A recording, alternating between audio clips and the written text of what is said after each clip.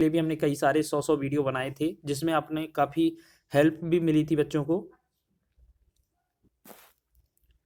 तो पहला क्वेश्चन है आज हमारा एलसीएम एचसीएफ से। इसमें तो लिखा है आपका 400 और 500 के बीच की उन संख्याओं का योग ज्ञात कीजिए जिन्हें 8, 12 और 16 से विभाजित करने पर प्रत्येक स्थिति में शेषफल 5 प्राप्त हो। देखिएगा, अगर हम बात करेंगे इनमें शेषफल 5 प्राप्त करने की, तो संख्याओं का योग बताना है फिर, ठीक है ना।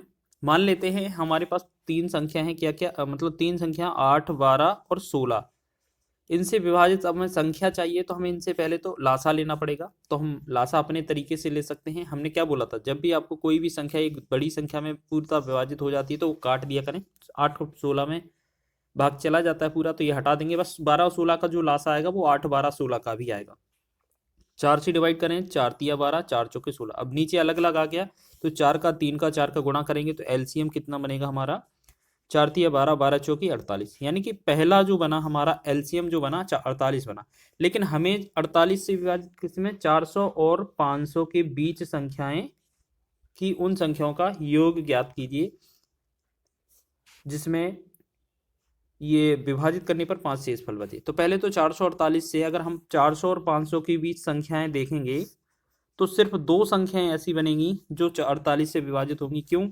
पहली संख्या यहाँ पर 432 आएगी 9 गुना करने पर। जैसे आपका इसमें 9 का गुना करेंगे तो ये बनेगा 432, और इसमें 400 मतलब 48 में 10 का गुणा करेंगे तो ये अब बनेगा 480। मतलब इससे ना तो कम या ना तो ज़्यादा, इसके दो ही ऐसी संख्याएं हैं जो 48 से विभाजित होंगी, ठीक है। अगर ये 48 से विभाजित हो रही है तो शेषफल तो 0 होगा। लेकिन क्वेश्चन में क्या बोला है हमसे, शेषफल 5 प्राप्त हो, यानी कि संख्या तो फिर क्या होनी चाहिए, 5 इसमें ऐड किया जाएगा। तो ये कितना है, 5 2 7 और 3 437 पहली संख्या हो गई। इसमें भी 5 ऐड किया जाएगा क्योंकि शेषफल 5 बचना चाहिए ना।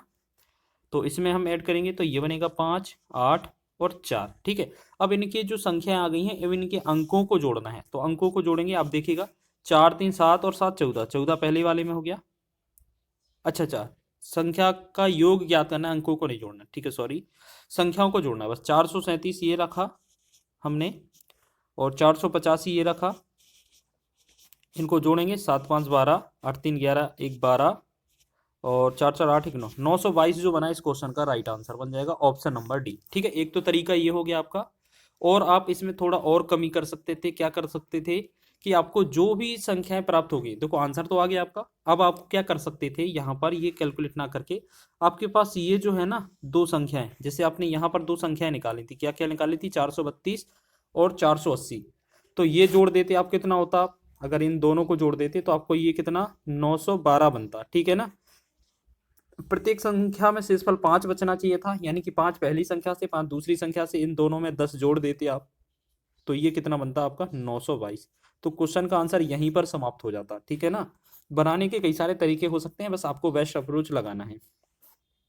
चलिए सेकंड क्वेश्चन की ओर बढ़े। अगला क्वेश्चन है 14 का वह छोटा गुणज ज्ञात कीजिए जिसे 6, 8 और 12 से विभाजित करने पर 4, 6 और 10 शेष बचता है। तो अब एक बात बताइए, सबसे पहले तो हमें ये चीज याद रखना है कि 14 का वह छोटा गुणज, तो सबसे पहले छोटी संख्याओं को चेक करेंगे जो 14 से विभाजित हो जाएंगे। देखो हम ये क्या है, सॉल्यूशन पर नहीं जा रहे हैं, हम आपको ऑप्शन सेट लगाना बता रहे हैं, ठीक है, शॉर्ट ट्रिक बता रहे हैं। बाकी बना तो सभी लेंगे, एग्जामिनर को भी पता है, आपको आता है, बस आप किस तरीके से कम समय में लगाते हैं ये आपको एग्जामिनर पूछना चाह रहा है, ठीक है। तो देखेंगे 14 से आपको 46 विभाजित होता नहीं है, 40 विभाजित होता नहीं है ना, ठीक है। अब एक बचा 70 और एक बचा आपका 336, ठीक है। तो अब एक काम करें आप कि क्वेश्चन में आपको ऐसा लग रहा है कि 8 से भाग देना है और 72 से भाग देना है, ठीक है।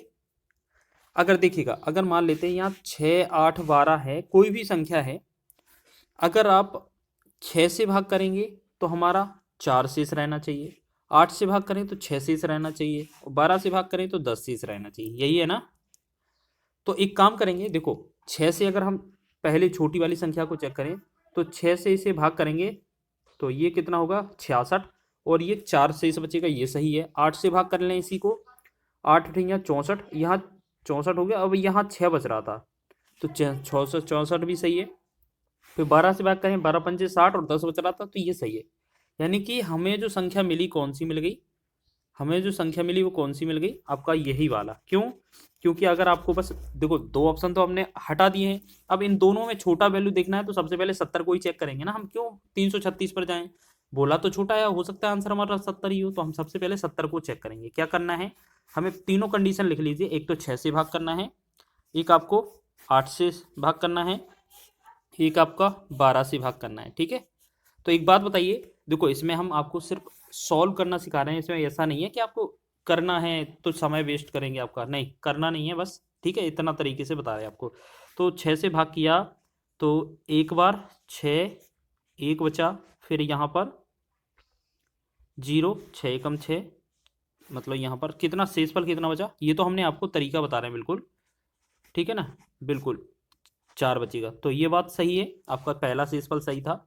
दूसरा 8 से भाग करना था, तो 8 नाम 72, 8 अठिया 64, 8 अठिया 64 होगा, तो यहाँ कितना 6 बचेगा शेषफल, दूसरा भी बात सत्य है।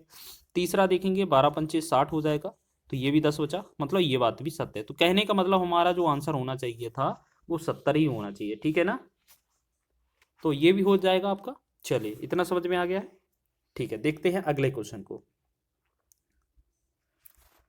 अगले क्वेश्चन की बात करें, देखो अगला क्वेश्चन है आपका, वह छोटी से छोटी संख्या ज्ञात कीजिए जिसे 8, 12 और 16 से विभाजित करने पर प्रत्येक स्थिति में शेषफल 3 बचता है, लेकिन उसे 7 से विभाजित करने पर शेषफल 0 होता है। देखो अगर हम बात करेंगे तो पहले एक चीज समझें आप, इन सभी क्वेश्चनों को देख लें, इन सभी क्वेश्चनों को देख लें कि पहले ये चीज क्या बोली है, 8 से 12 से और 16 से विभाजित। हम देखो यहाँ पर करने का तरीका नहीं बता रहे, हम आपको बस शॉर्ट ट्रिक बता रहे हैं, आपको विभाज्यता के नियम से सारे क्वेश्चन हो जाएंगे लगभग लगभग। ठीक है, तो यहाँ क्या बोला है पहले तो, कि इन तीनों संख्याओं से, जैसे 8 से 12 से और 16 से विभाजित करेंगे तो आपका 3 शेषफल रहना चाहिए। ठीक है ना, तो एक काम करें ना, 3 शेषफल बचता है तो हम 3 शेषफल पहले ही घटा दें इन सभी संख्याओं से।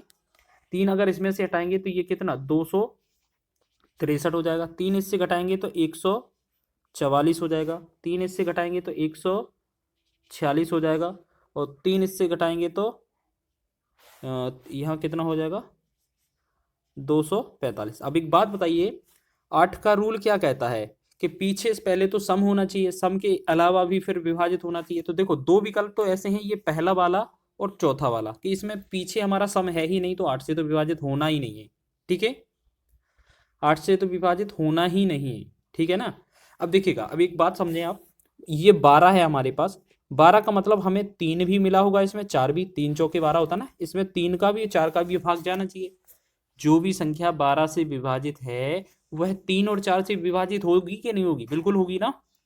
तो इसमें हम सबसे पहले 3 को पकड़ेंगे। ठीक है, 3 का हो, अगर कहीं 9 मिले या आपको इस तरीके से संख्या मिले, तो सबसे पहले इसका विभाज्यता का नियम होता है, कि इनका विभाज्यता का नियम क्या कहते हैं, कि अगर 3 से विभाजित करेंगे आप, 3 से विभाजित करेंगे आप, तो आपका शेष, मतलब इनके सभी अंकों को संख्या के जोड़ लिया जाए और 3 से विभाजित कर दिया जाए, अगर संख्या विभाजित हो जाती है तो संख्या, पूरी संख्या विभाजित हो जाएगी। जैसे हमने देखा इन 144 में अगर हम 3 से भाग करके देखें, तो इसका मतलब हमें सभी अंकों को जोड़ना पड़ेगा, तो 1, 4, 5 और 4, 9, यानी कि 9 अंक है, और 9 में 3 से भाग चला जाता है, बिल्कुल चला जाता है, यानी कि ये आंसर हो सकता है। अभी दूसरा विकल्प और चेक कर लें, 146 लिखा है, 146 का 1 और 4 5, 5 और 6 11, अब 11/3 करते हैं तो आपको पता है ये विभाजित नहीं होता है, तो सिर्फ यही संख्या आंसर आ रहा था कि नहीं। ठीक है, तो हमारा आंसर क्या हो जाना चाहिए था, बी। देखो हम आपको समझाने के लिए थोड़ा समय ले रहे हैं, बाकी आंसर तो टिक करना होता तो हम टिक करके चले जाते हैं अब तक तो। ठीक है, तो एक तरीका तो ये हो गया आपका। ठीक, अब दूसरा तरीका आप समझें, करना ऐसे ही है, आप ऐसे समझें कि 12 में हमने क्या देखा, आपको हमेशा 3 और 9 देखना है, कहीं ना कहीं मिलेगा, एक 3 एक 4। ठीक, और 3 का रूल क्या कहता है कि हम विभाजित करेंगे तो शेषफल 3 आना चाहिए। तो आप एक काम करें ना, हम पूरे संख्या जोड़ लेते हैं, इनके अंकों को जोड़ लें, जिसमें 3 बचेगा वो 3 शेषफल रह जाएगा, ऐसा भी तो कर सकते हैं। ठीक है ना, या पहले ही हम 7 से डिवाइड कर लेते तो भी आंसर आ जाता है। ठीक है, तो सबसे बेस्ट क्या है, हमें सबसे पहले घटा लेना है, अगर 3 बच रहा है सभी में से, हटा देते हैं 3, तो पहले ही हम विभाज्यता का रूल चेक करेंगे। फिर आप 7 से भी चेक करते हैं ना, तो ये 7 दूना 14, 7 के साथ पूरा कट जाता, तो हमें करने की जरूरत नहीं है, हमने सिर्फ एक ही पहचान से कर लिया है क्वेश्चन। ठीक है, चलिए इसी तरीके से आपको फिर करना है। जैसे अगला क्वेश्चन है 23 का वह न्यूनतम गुणज क्या होगा जिसे 18, 21 और 24 से भाग देने पर 7, 10, 13 शेषफल प्राप्त होता है। ठीक है, तो देखिएगा एक काम करें आप इन सभी में, इसमें आपको एक काम करना है। देखो ये आपका 23 का मल्टीपल कौन सा लग रहा है? 23 का मल्टीपल देखो 23, 100, 100, 100 कुछ लग रहा है ना, तो ये 23 का मल्टीपल एक ही होगा इसमें। तो इसमें बस जो विभाजित हो रहा है वही संख्या आंसर हो जाएगा, हमें इतने से कोई लेना देना है ही नहीं। ठीक है ना। अब एक चीज और कर सकते हैं, आपको शॉर्ट बनाना है कि 18 लिखा है ना, 18 से अगर भाग देते हैं तो ये आपका संख्या 2 और 9 से पूरा विभाजित हो जाएगी कि नहीं? बिल्कुल होगी। ठीक है, अगर कोई 18 से विभाजित संख्या है तो वह 2 और 9 से विभाजित हो जाएगी।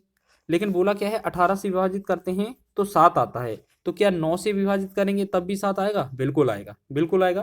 तो एक काम करेंगे, सभी को भाग करके देख लेते हैं 9 से। तो 9 से विभाजिता का नियम बहुत आसान होता है। क्या चीज करना होता है? सभी अंकों को जोड़ लिया जाए।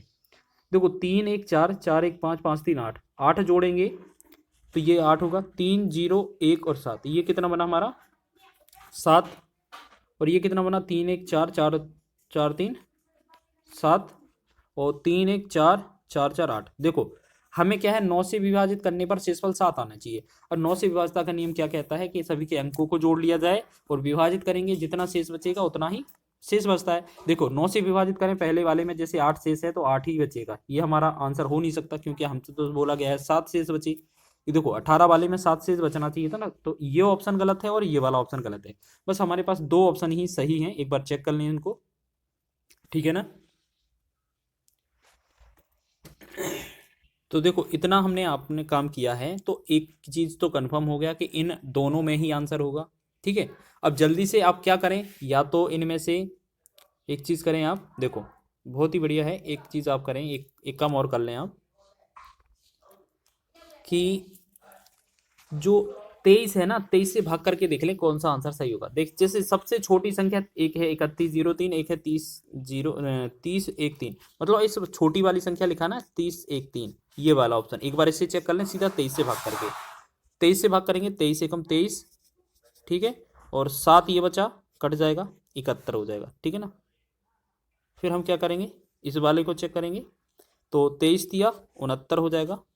फिर यहाँ पर कितना बचा? 2, और शेषफल कितना, मतलब कॉमन कितना? 3। 23 एकम 23, देखो ये 23 आपका पूरा कट जाएगा। ठीक है ना। तो इसका मतलब क्या है, हमारा जो 23 से विभाजित होने वाली छोटी संख्या है वो कौन सी है? आपका बी ऑप्शन इसका राइट है। ठीक है, तो इस तरीके से आप बहुत ही आसानी से